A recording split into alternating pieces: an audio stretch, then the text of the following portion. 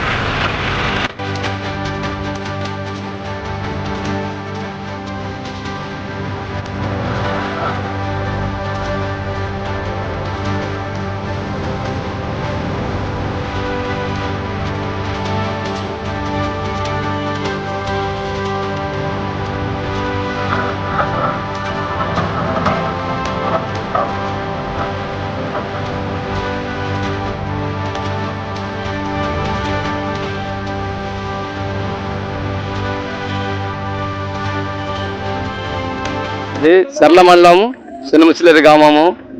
పెద్ద ముసలేరు ఓటింగ్ నడుపుతుంది. ఆ వెళ్ళే మార్గంలో ఒక వాగు, చీకటి వాగులో బాంబు వేయడం జరిగింది. దానికి పోలీసు వాళ్ళు శాఖ వారు చేకి వచ్చి కెనల కాలం రూటు మలిపించి ఓటుకు వేయవలసిందిగా మేము మనవి తీస్తున్నాం.